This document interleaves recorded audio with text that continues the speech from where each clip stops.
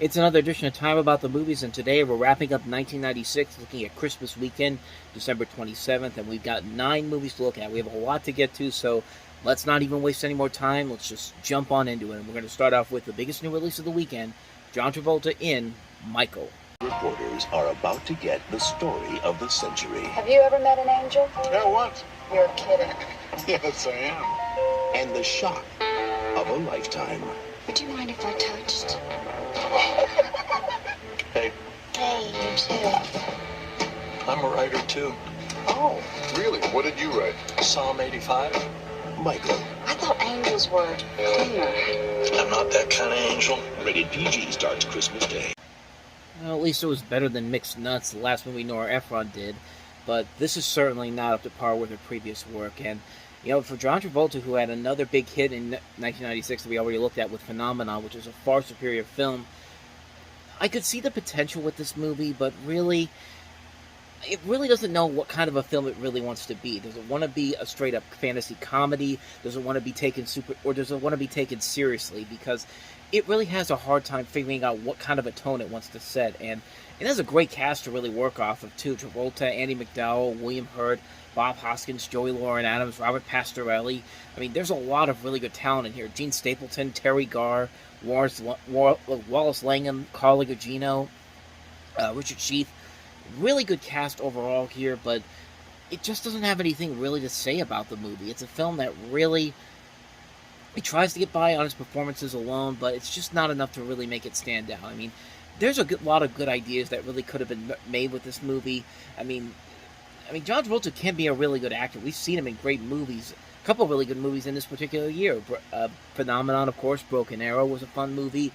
But here it just feels like they just kind of really didn't have a whole lot to work with here. They just knew they had John Travolta and they had the angel wings, and that's the way you're going to sell the movie. And in a way, it did kind of work because it was a big hit at the box office. But as far as the film itself goes, it's a pretty lackluster film. I really would not recommend it, but I'll give it this, though. It's not the worst thing John Travolta has ever done. So, and again, it's better than Nora Ephron's last movie she did, which was Mixed Nuts. So it's a step back in the right direction, even for a film that's not really all that great. So with that said, let's go ahead and move on to the next movie, and that is The Evening Star.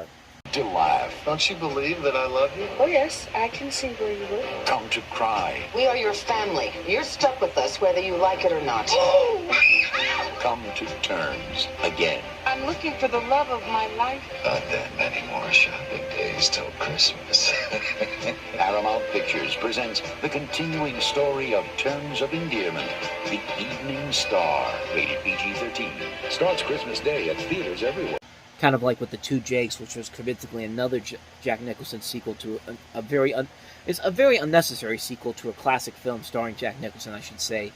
This is the sequel to Terms of Endearment, and this movie was only made because somebody wrote a novel based off of a sequel of the original film, and this is directed by Robert Harley, who had never directed a film before, but had written some notable films. Steel Magnolias, he wrote Soap Dish and The First Wives Club, all very good movies, but here, this really feels like a forced sequel. Nobody was asking for this.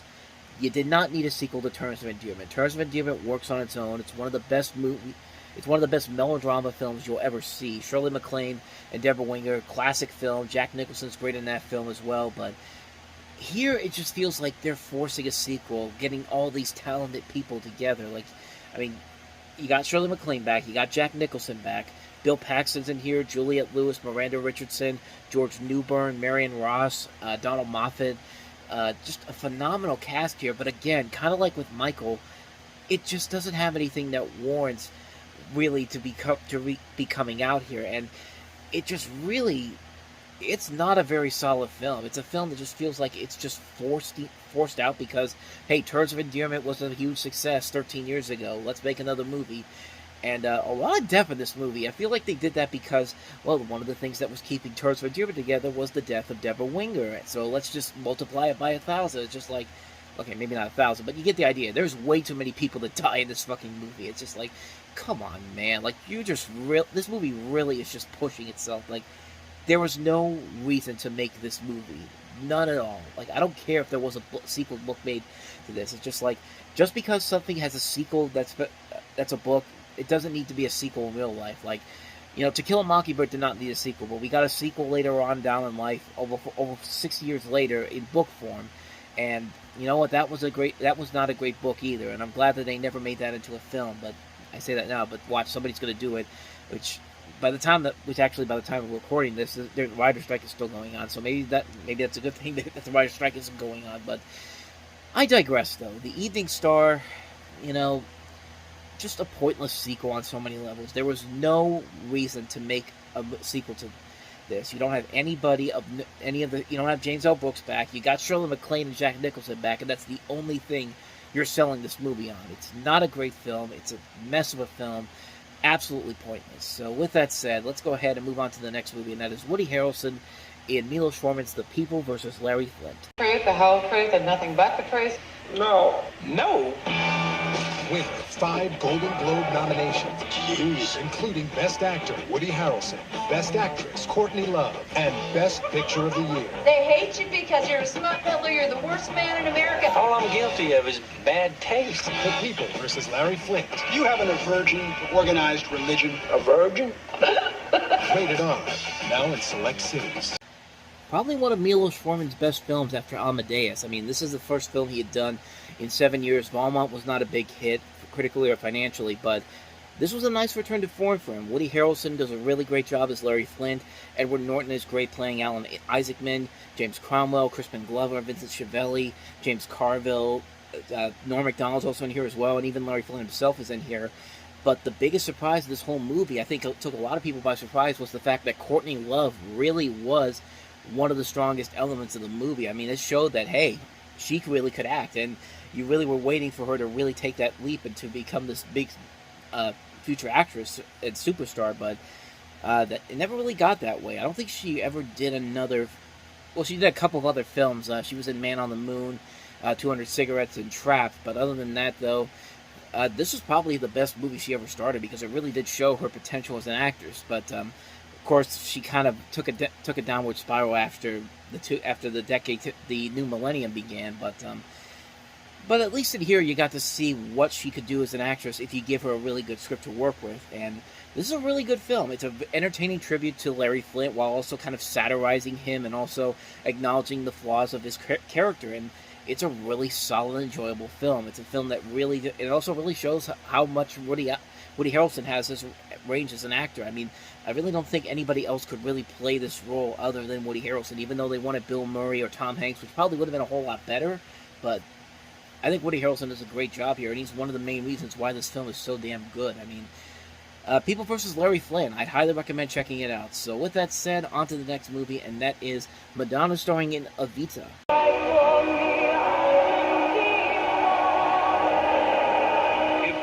has been nominated for 5 Golden Globe Awards. Best Picture, Best Actress, Best Actor, Best Director, and Best Song. Time magazine says you must see Evita.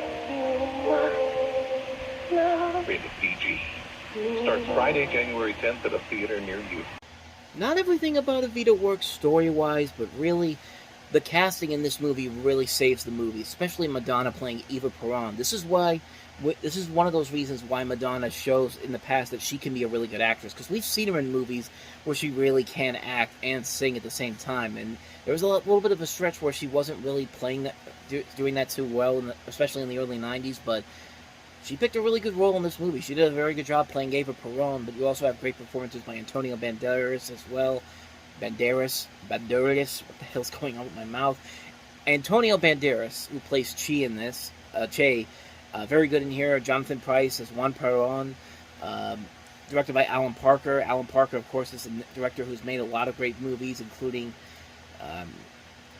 Mississippi Burning is one. Come See the Paradise. The Road to Wellville was not a very good one, but that was the last movie he did, actually. Angel Heart, The Commitments. He's made some really good movies. Some not so good as well, but this is a guy that still could be trusted on if you give him the right material to work with here. And you got the music of Andrew Lloyd Webber and Tim Rice as well. It's a really solid film that works solely because of the acting and the music. I think it really does carry the film over for a story that's been kind of done to death and kind of predictable, and the editing isn't really all that great, but The film overall is very solid. It is because of the scope, the performances, the music. It's just a really solid musical. It's a good film. I'd recommend it. I wouldn't say highly recommend it, but I'd recommend it if you want to see a really good Madonna performance. Evita is definitely a good choice. So let's go ahead and take a look at the next film, and that is Albert Brooks's Mother. Are in love with Mother. This is so exciting! The New York Times, Daily News, and Newsday declare one of the year's 10 best. Unbelievable. Entertainment Tonight cheers Albert Brooks is a national treasure. It takes one to know one, doesn't it, too? Debbie Reynolds is superb. Raves Newsweek. That's a very good way to say it. And Siskel and Ebert give it 2 thumbs up. I know you think you do. Mother, rated PG-13.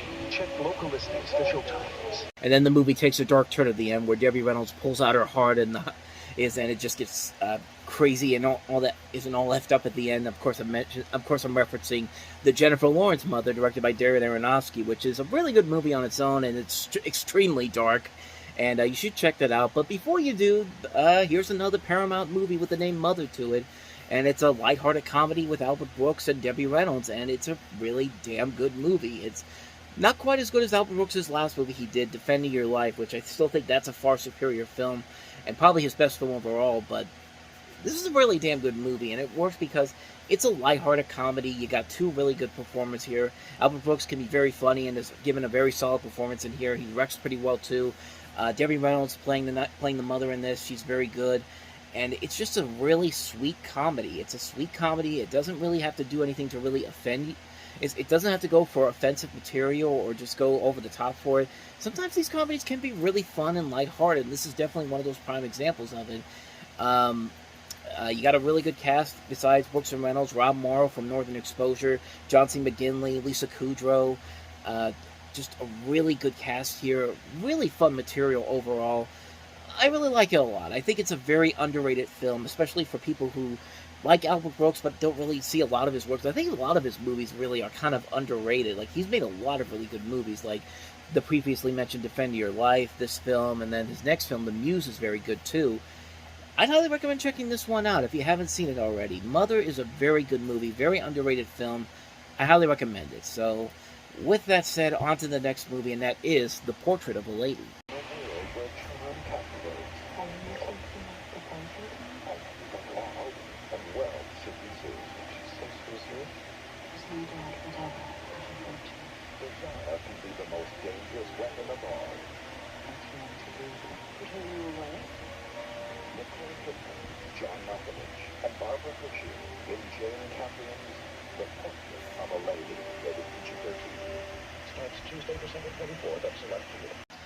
I've never really seen this one. This is directed by Jane Campion, her first movie after The Piano.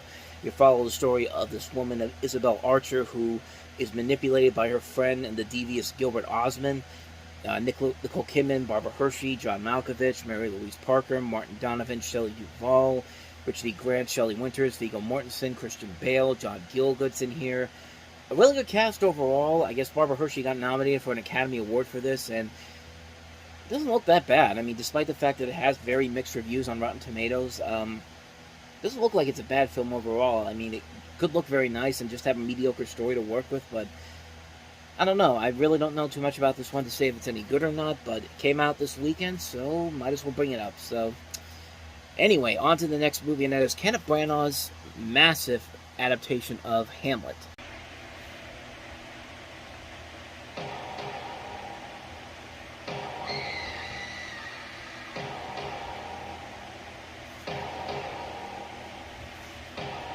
To be or not to be. Castle Rock Entertainment proudly presents Hamlet. And when I say massive, I mean massive on so many levels. First off, it's an unabridged version of Hamlet, which means this runs for over 4 hours long. The setting is updated to the 19th century, but its Elizabethan English text remains the same. And it features just this phenomenal cast, and I mean, Kenneth Branagh, of course, is in it. Derek Jacobi, Julie Christie, Kate Winslet, Michael Mahoney, Richard Breers, Nicholas Farrell, Robin Williams, Gerard Depardieu, Jack Lemmon, Billy Crystal, Rufus Sewell, Charlton Heston, Richard Attenborough, Judi Dench, John Gielgud, Ken Dodd, and it was the last major dramatic motion picture to be shot on 70mm film, which in that trailer you could definitely see the scope and scale of this movie. And this is a really damn good movie for a film that's over 4 hours long. It never makes you bored. It never gets you so. It never gets you like, when is this movie going to end? Like, why is everything moving so slow? It really doesn't do that, and it shines on that. This is maybe Kenneth Branagh's overall best film he's ever made. I think this is a solid entertainment piece, a really good film, a really grand, epic, grandiose film. I mean, I wish I had some more to say about it. It hasn't already been said about it already. But if you have not seen this version of Hamlet, and you can stand for movies that are at least 4 hours long, I mean, you should definitely check it out. You might be pleasantly surprised by it. Even if you're not the biggest Hamlet fan, I think you could definitely still get some value out of it. At least in my opinion, I think you could get some value out of it. So that is Hamlet. So let's go ahead and take a look at our next movie, Helen Mirren in Some Mother's Son. Shot. But he was a soldier. He was somebody's son like you're mine. Surely no mother would allow her son to die. You're telling me to betray my son? These people are our friends and our families. From the creators of In the Name of the Father comes the most electrifying movie of the year. You must not do this, sir.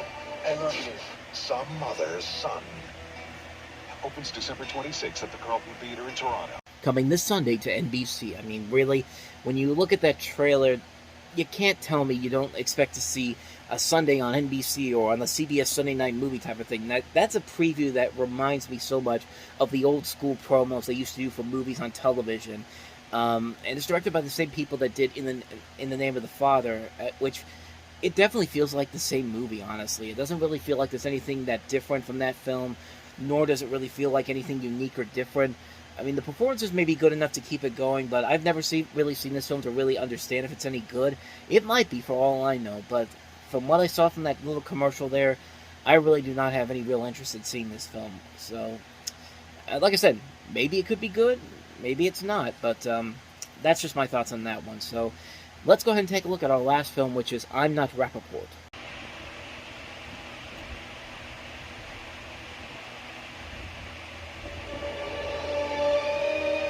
Triumph of the proletariat, a workers' democracy. The ideas are still fine and beautiful. The ideas go on. The conflict goes on, like the turning of the stars. The proper response to these outrages is to be outraged. Proper response to the outrages is still to be outraged. Battle is over, comrades. You fight old wars. Yeah, what? United Consumers Protection Agency. What the hell is this? $9.50 for these lamb chops. Now, is that correct? No, that is neither correct nor just. You're following the story of two guys. One of them is played by Walter Matthau. He's a cantankerous left-wing Jew, and the other is an African-American man played by Ossie Davis, who they spend their days sitting on a beach in Central Park trying to master the realities of aging, mainly taught through the tall tales that Nat spins. And it tackles several issues: society's treatment of the aged, the difficulties dealing with adult children who think they know what's best for their parents, the dangers that lurk in urban areas. And its title itself comes from an old vaudeville joke, a variation of which evolves into dialogue between the two protagonists. This is based off of a play written by the director of this movie, Herb Gardner. I never really knew anything about it, honestly, and I might be wrong about this, but I think this is one of the reasons why Walter Matthau dropped out of doing My Fellow Americans to do this movie, which the movie itself I think could work just because of Walter Matthau and Ossie Davis alone. Seeing those two together, I think really could make this movie stand out on its own.